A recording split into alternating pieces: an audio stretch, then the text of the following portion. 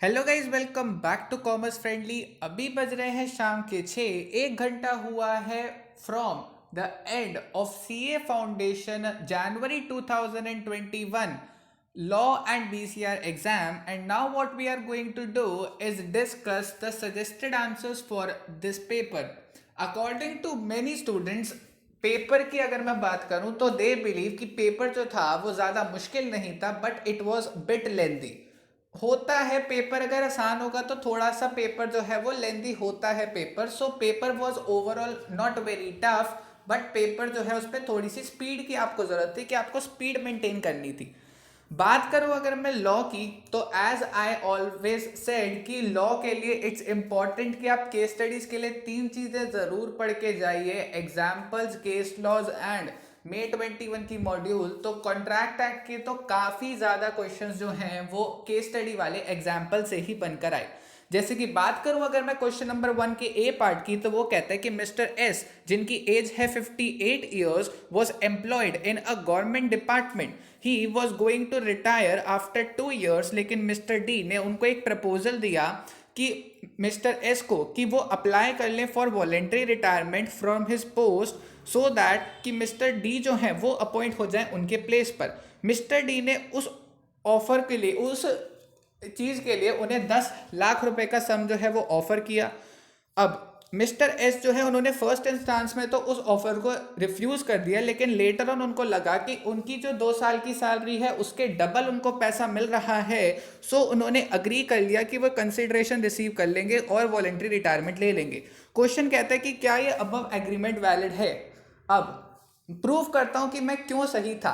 Page number, अपनी book का page number 1.53 खोल लो और उसमें ऑलमोस्ट 7th लाइन पर ही एग्जाम्पल दे रखा है traffic relating to public office का। बिल्कुल सेम एग्जाम्पल जो है वही उठ के आ गया है। And what this topic says, ये टॉपिक ये कहता है कि अगर कोई भी अग्रीमेंट होता है to pay money to a public servant, government department के एम्प्लॉय है तो पब्लिक सर्वेंट हुए, in order to induce him to retire from his office so that another person may secure an appointment, वो void होता है since वो public policy को oppose करता है। इसका मतलब ये अग्रीमेंट जो है वो वैलिड नहीं है as per the provisions of contract act 1872। Next question कहता है कि एबीसी लिमिटेड जो है वो रजिस्टर हुई थी as a public company. Next कहता है there were 245 members in the company, और उनकी डिटेल्स दे रखी हैं हमें। वो कहते हैं कि ये बोर्ड ऑफ डायरेक्टर्स जो हैं वो चाहते हैं कि इस कंपनी को कन्वर्ट कर ले इनटू अ प्राइवेट कंपनी। बताओ क्या वो ऐसा कर सकते हैं। अब प्राइवेट कंपनी में कन्वर्ट होने के लिए हमारे मैक्सिमम नंबर ऑफ मेंबर्स कितने होने चाहिए? 200। अब क्वेश्चन में क्या दे रखा है? क्वेश्चन में दे रखा है कि डायरेक्टर और उनके रिलेटिव्स हैं 190, एक्स एम्प्लॉयज जिनको शेयर्स जो है अलॉट हुए थे व्हेन दे वर एम्प्लॉयज, यानी ईसॉप के अंदर अलॉट हुए थे शेयर्स, लेकिन तब वो एम्प्लॉयज थे, अब नहीं है। स्टिल उनको हम मेंबर्स के काउंट में इंक्लूड नहीं करते, तो ये 15 तो इंक्लूड नहीं होंगे। नेक्स्ट कहता है कि अदर्स दे रखे हैं 20, सॉरी एक्स एम्प्लॉइज जो थे वो थे 20, एम्प्लॉइज करंट एम्प्लॉइज है 15, मतलब करंट ईसॉप और पास ईसॉप दोनों के दोनों तो नहीं होते। नेक्स्ट कहते हैं कि अदर्स जो हमें दे रखे हैं वो है 20, including 10 joint holders holding shares jointly in the name of father and सन।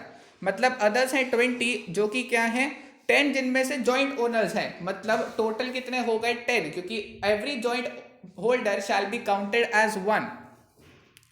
तो यहां पर टोटल कितने हो गए हैं? यहां पर टोटल हो गए 190 जो डायरेक्टर के पास हैं और उनके रिलेटिव्स के पास हैं। एम्प्लॉइज और एक्स एम्प्लॉइज के तो हम काउंट नहीं करते, और अदर्स में 10 तो जॉइंट होल्डर्स है, and since joint holder shall be counted as one, तो इसको हम 10 काउंट करेंगे। तो यानी टोटल कितने मेंबर्स हो गए? 200। And for a private company maximum restriction कितनी है? मैक्सिमम रिस्ट्रिक्शन है 200 की, और 200 ही मेंबर हो रहे हैं, यानी ये कंपनी जो है वो सक्सेसफुली कन्वर्ट कर सकती है into the private company. Okay, next point कहता है कि what are the rules that regulate sales by auction under a sales of goods act. तो सेल्स बाय ऑक्शन यहां पर डायरेक्ट क्वेश्चन पूछ लिया गया था। आपको सीधा सीधा क्या करना था? सिंपली आपको क्वेश्चन के अंदर सेक्शन नंबर 64 एक्सप्लेन करके बता देना था कि ऑक्शन सेल क्या होती है और उसके क्या क्या रूल्स होते हैं, ठीक है। नेक्स्ट पॉइंट कहता है define the term acceptance under Indian contract act 1872 and explain the legal rules regarding a valid acceptance. काफी आसान क्वेश्चन था, स्ट्रेट फॉरवर्ड क्वेश्चन, और पूछ लिया गया था आपके लिए 7 मार्क्स के लिए। तो ये तो बस लक्ष्मी माता का प्रसाद था, सीधा आपको एक्सेप्टेंस जो है उसकी उस टर्म को डिफाइन कर देना था। And what you need to tell is कि लीगल रूल्स क्या है वैलिड एक्सेप्टेंस के लिए। अब अगर आपने डेफिनेशन के अंदर सेक्शन नंबर 2 क्लॉज बी भी लिख दिया है तो बस वो तो चीज सोने पे सुहागा होगी। अगर सेक्शन नंबर भी लिख दिया है, सीधा के डिफाइन करोगे, when a person to whom a proposal is made signifies his assent thereto, the proposal is said to be accepted and a proposal when accepted becomes a promise. उसके बाद फिर हमें क्या करना है, उसके बाद हमें सीधा सीधा यहाँ पर एक्सेप्टेंस जो है उसके क्या बता देने, लीगल रूल्स बता देने कि एक्सेप्टेंस एब्सोल्यूट और अनक्वालिफाइड होनी चाहिए, देन एक्सेप्टेंस कम्युनिकेटेड होनी चाहिए, एक्सेप्टेंस जो है वो एक प्रिस्क्राइब मोड में होनी चाहिए, देन सिर्फ साइलेंस जो है उसे हम एक्सेप्टेंस नहीं मान सकते, फिर एक्सेप्टेंस टाइमली होनी चाहिए, and last rule was what कि एक्सेप्टेंस बाय कंडक्ट या फिर इंप्लाइड एक्सेप्टेंस भी हो सकती है। ओके, नेक्स्ट पॉइंट फिर आपको एलएलपी से 5 मार्क का क्वेश्चन। एज आई सेड कि एलएलपी से जो क्वेश्चन आता है वो जनरली प्रैक्टिकल बेस्ड क्वेश्चन ही आता है। इस बार भी प्रैक्टिकल बेस्ड क्वेश्चन है और वो कहते हैं कि state the circumstances under which LLP and its partners may face unlimited liability under limited liability partnership act 2008। काफी सिंपल क्वेश्चन आया था, सीधा आपको अनलिमिटेड लायबिलिटी के केसेस बता देने थे कि कौन से केसेस में एलएलपी और पार्टनर्स जो हैं उनकी अनलिमिटेड लायबिलिटी हो जाती है अंडर एलएलपी एक्ट। तो यहां पर आपने अगर section number 30 unlimited liability in case of fraud explain कर दिया है तो वो ही बहुत है। नेक्स्ट पॉइंट फिर क्या कहता है, नेक्स्ट पॉइंट फिर आपको कहा है कि आपको यहां पर बताना है कि what do you mean by particular partnership, या फिर आपको उसके बदले चॉइस में क्या पूछा गया है कि who is a nominal partner under Indian partnership act 1932 and what are his liabilities. अब एक पर्टिकुलर पार्टनरशिप क्या होती है, एक पर्टिकुलर पार्टनरशिप होती है जो कि सिर्फ एक पर्टिकुलर पर्पस के लिए ही बनती है। A partnership may be organised for prosecution of a single adventure या फिर for conduct of a continuous business. लेकिन जहां पर एक दो बंदे एक दूसरे के पार्टनर्स बनते हैं फॉर अ पर्टिकुलर एडवेंचर या फिर अंडरटेकिंग, तो उसे हम पर्टिकुलर पार्टनरशिप कहते हैं। नेक्स्ट पॉइंट फिर क्या पूछा गया था हमसे कि एक नॉमिनल पार्टनर क्या होता है। अब नॉमिनल पार्टनर एक ऐसा पर्सन होता है जो एक्चुअली में उस बिजनेस का पार्टनर नहीं होता, लेकिन उस बिजनेस को अपना नाम लैंड करता है, उसे हम कहते हैं नॉमिनल पार्टनर, लेकिन उसका बिजनेस में कोई भी इंटरेस्ट, रियल इंटरेस्ट नहीं होता। अब उसको कोई शेयर ऑफ प्रॉफिट फर्म का नहीं मिलता है, ना वो कोई पैसा इन्वेस्ट करता है इस फर्म में, ना उसके मैनेजमेंट में पार्ट लेता है, लेकिन थर्ड पार्टी को हमेशा वो लायबल होगा for the acts of the firm. Next फिर कहते हैं कि business carried on by all or any of them acting for all, discuss the statement under the provisions of Indian partnership act. काफी आसान क्वेश्चन था। क्या पूछा गया हमसे कि business carried on by all or any of them acting for all, इस statement को हमें एक्सप्लेन करना है। यानी कि आपको यहाँ पर क्या एक्सप्लेन करना था, आपको यहाँ पर mutual agency of the partners जो है वो एक्सप्लेन करके बता देना था। नेक्स्ट पॉइंट फिर कहते हैं क्या कि mister B makes a proposal to mister L by post to sell his house for 10 lakh rupees and posted the letter on 10th April 2020 and the letter reaches to Mr. S on 12th April 2020. He reads the letter on 13th April 2020. Mr. S sends the letter of acceptance on 16th April 2020 and the letter reaches Mr. B on 20th April 2020. On 17th April, Mr. S changes his mind and sends a telegram withdrawing his acceptance. Telegram reaches Mr. B on 19th of April 2020। यानी कि Telegram जो है वो 19 अप्रैल को आ गया, लेकिन जो letter of acceptance है वो कब आ गई है, वो आ गई है 20th of April को। Examine with reference to Indian contract act 1872 on which date the offer made by B will complete. Discuss the validity of the acceptance and what will be the validity of acceptance क्या कहता है, if letter of revocation and letter of acceptance reach together. Okay, so यहाँ पर हमें क्या करना है, सबसे पहले communication of offer and communication of acceptance के बारे में बताना है, फिर revocation of offer and revocation of acceptance के बारे में बताना है। फर्स्ट पॉइंट में पूछा गया है on which date the offer made by mister B will complete. अब ऑफर कंप्लीट कब होगा, जब कम्युनिकेशन ऑफ ऑफर हुआ है, and as per section number 4 communication of offer complete तब होता है when it comes to the knowledge of the person to whom it is made. अब जो हमारा मैसेज है, जो प्रपोजल हमने दिया है, मिस्टर बी ने दिया है मिस्टर एस को, वो मिस्टर एस जो है उसकी नॉलेज में कब आता है, मिस्टर एस की नॉलेज में आता है 13 अप्रैल 2020 को, when it comes to his knowledge, जब वो उसे रीड करते हैं। तो फर्स्ट का आंसर क्या है, 13 अप्रैल 2020। नेक्स्ट पॉइंट कहता है क्या, कि discuss the validity of the acceptance. अब section number 5 of Indian contract act कहता है कि एक एक्सेप्टेंस जो है वो रिवोक हो सकती है at any time before communication of acceptance जो है वो कंप्लीट हो जाती है अगेंस्ट द एक्सेप्टर। यानी कि इस केस में कम्युनिकेशन ऑफ एक्सेप्टेंस कब कंप्लीट होगा, देखो उसने लेटर भेजा है, और उसने लेटर कैसे भेजा है, देखो सबसे पहले दे रखा है कि मिस्टर बी जो है उसने पोस्ट करा था लेटर, तो हम अब भी यही मान लेंगे कि मिस्टर एस ने मिस्टर बी को भी लेटर जो है वो पोस्ट करा है। एंड नेक्स्ट पॉइंट अब यहां पर क्या कहता है कि कम्युनिकेशन ऑफ एक्सेप्टेंस जो है वो इस केस में कंप्लीट कब होती है, वो इस केस में कंप्लीट होती है जब लेटर ऑफ एक्सेप्टेंस जो है वो पोस्ट भी हो गई है, एंड वो जो हमारा प्रपोजल था वो उसे रीच कर जाए। यानी कि 20 अप्रैल 2020 से पहले पहले अगर मैं अपना रिवोकेशन का मैसेज भेज देता हूं तो उस केस में मेरा जो एक्सेप्टेंस है वो रिवोक हो जाएगी। लेकिन यहां पर मिस्टर एस ने तो 19th को ही भेज दिया, मतलब यहां पर जो हमारी एक्सेप्टेंस है वो रिवोक हो चुकी है। नेक्स्ट पॉइंट कहता है कि what would be the validity of the acceptance if the letter of revocation and the letter of acceptance both would have been received at the same time, या फिर both would have been received together।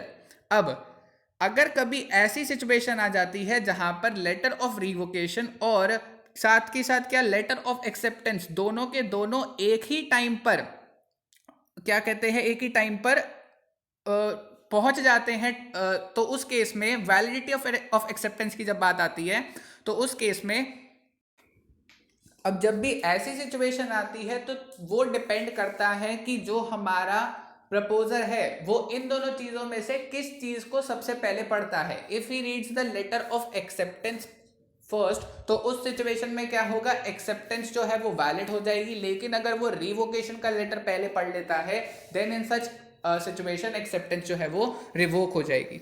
Next point फिर कहते हैं क्या, कि what are the differences between condition and warranty in a contract of sale. मैंने आपको कहा भी था कि इंस्टीट्यूट का एक तो फेवरेट पॉइंट है ही कि वो एक तो डिफरेंस बिटवीन पूछ ही लेता है। So is what the institute did in this case. यहां पर भी उसने डिफरेंस पूछ लिया, लेकिन यहां पर पूछा from the sales of goods act, और डिफरेंस जो पूछा उन्होंने वो उन्होंने पूछा बिटवीन क्या, डिफरेंस उन्होंने पूछा between condition and warranty. 3 points होते हैं बेसिस के, मीनिंग, फिर right in case of breach और कन्वर्जन ऑफ स्टिपुलेशंस। तीनों आई होप आपने लिख दिए हो।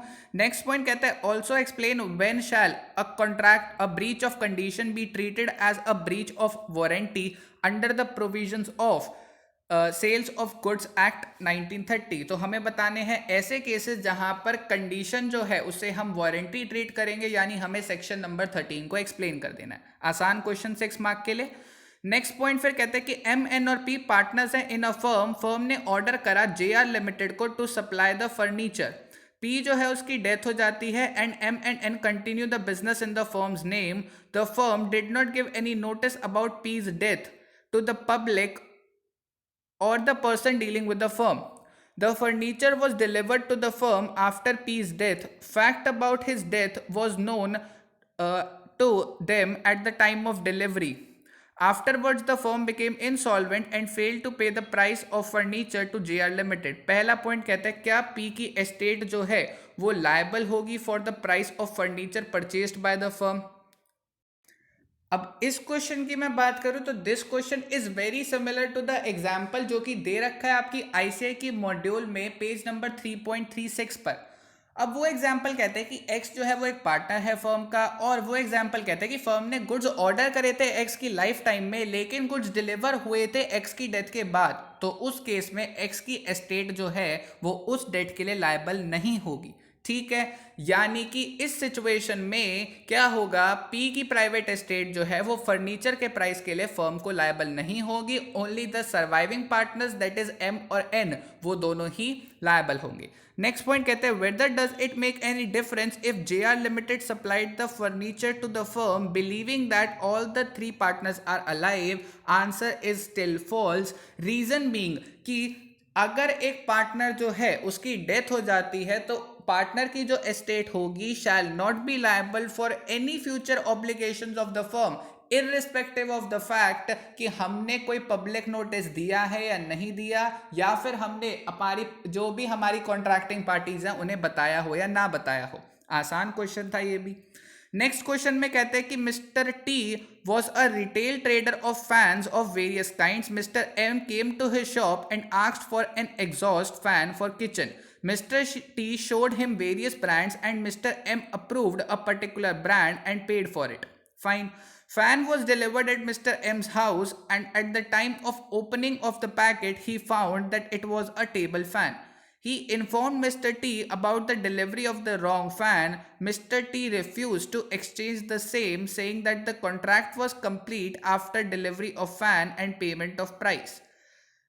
Next कहते हैं discuss whether Mr. T is right in refusing to exchange as per the provisions of Sales of Goods Act 1930. What is the remedy available to Mr. M? अब यहाँ पर अगर मैं इस सिचुएशन की बात करूँ तो ये सिचुएशन कैसी बन जाती है, ये सिचुएशन बन जाती है सेल बाय डिस्क्रिप्शन की एज पर सेक्शन नंबर 15। सिंस यहाँ पर उस जो हमारे दे रखे हैं मिस्टर एम, उन्होंने खुद ये डिस्क्रिप्शन में कहा था कि मुझे एग्जॉस्ट फैन चाहिए और उन्होंने वो पर्टिकुलर ब्रांड अप्रूव करके दी थी। तो यहाँ पर वो कोट आ जाता है that if you contract to sell peas you can not compel the buyer to take beans. Hence in this case जब आपने कॉन्ट्रैक्ट करा था कि आप एग्जॉस्ट फैन बेचोगे then you should definitely sell that exhaust fan only, और आप बदले में टेबल फैन नहीं दे सकते। हेंस एज यहां पर सेल बाय डिस्क्रिप्शन हुई थी तो यहां पर इस पॉइंट ऑफ टाइम पर मिस्टर टी जो है उनके पास राइट नहीं है कि वो रिफ्यूज कर दें मिस्टर एम को कि उनके गुड्स जो है वो एक्सचेंज हो जाएं। Fine, okay. नेक्स्ट पॉइंट फिर क्या कहता है कि what is the remedy which is being available to mister M. Mister M के पास अब रेमेडी क्या अवेलेबल है, अगर रेमेडीज की बात करूं तो मिस्टर एम के पास रेमेडी ये अवेलेबल है दैट सबसे पहले क्या कर सकते हैं, सबसे पहले वो सू कर सकते हैं उन्हें फॉर डैमेजेस, क्योंकि उन्होंने एक ब्रीच तो करा है। ब्रीच क्या करा है, मांगा कुछ था दे कुछ और दिया।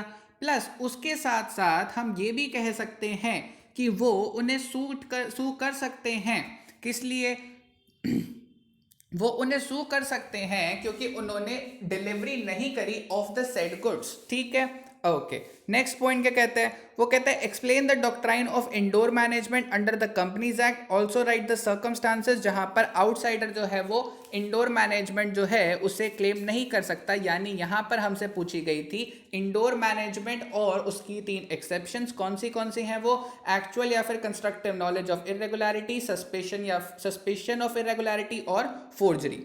नेक्स्ट बात करूं क्वेश्चन नंबर 6 की, तो वो ये कहते हैं क्या कि general rule is that agreement without a consideration is void. Discuss the cases where agreement which is made without consideration will be valid and enforceable. यानी यहाँ पर हमें गोल्डन रूल जो ऑफ कंसिडरेशन जो है उसकी एक्सेप्शंस लिखनी थी, जो कि दे रखी हैं कहाँ पर, जो कि पर्टिकुलरली दे रखी हैं हमें अंडर सेक्शन नंबर 25। क्या कहती हैं वो एक्सेप्शंस, वो एक्सेप्शंस ये कहती हैं क्या, हाँ, तो सेक्शन नंबर 25 की एक्सेप्शंस क्या कहती हैं, validity of an agreement without consideration जब वो नेचुरल लव या फिर अफेक्शन की वजह से हुआ हो, compensation for pass voluntary services हो, प्रोमिसेस टू पे टाइम बार डेट्स हो, एजेंसी हो, या फिर कंप्लीटेड गिफ्ट्स हो, बेलमेंट हो या फिर चैरिटी का केस हो। नेक्स्ट पॉइंट कहते हैं discuss the liability of a partner for act of a firm and liability of a firm for act of a partner to third parties as per Indian partnership act 1932। तो यहां पर सीधा सीधा हमें क्या करना था, section number 25 liability of a partner for acts of a firm और section number 26 liability of a firm for acts of a partner वो एक्सप्लेन कर देना था। प्लस इसके साथ साथ हम चाहें तो ये भी एक्सप्लेन कर सकते हैं liability of a firm for misapplication by the partner, section number 27। Next point कहते हैं कि एस के इंफ्रास्ट्रक्चर लिमिटेड उनकी पेड अप शेयर कैपिटल जो है, इक्विटी शेयर कैपिटल, वो है divided into 6 lakh equity shares of 100 each, 2 lakh equity shares of the company are held by central government यानी 1/3 and 1,20,000 equity shares are held by government of Maharashtra यानी कि state government. यानी total government के पास कितने हैं, 3,20,000 shares. Okay, explain with reference to relevant provisions of companies act whether SK Infrastructure Limited can be treated as a government company। अब as per section number 2 clause 45 अगर more than 51% of paid up equity share capital is held by either state government or central government or both, then उस company को हम government company कहते हैं। यहाँ पर 3,20,000 shares out of 6 lakh shares यानी कि ऑलमोस्ट अगर मैं कहूं तो कितना, ऑलमोस्ट आपका 56.67% I guess, 32 divide by 60, sorry 53.33% जो है वो शेयर कैपिटल किसके पास है, 53.33% है गवर्नमेंट के पास, यानी 51% जो है उससे ज्यादा ही है। हेंस ये कंपनी क्या होगी, एक government company. With this we end with the law questions. Next video में डिस्कस करेंगे बीसीआर के suggested answers. I hope this video has been helpful for you. Don't forget to like, share and subscribe. Thank you very much.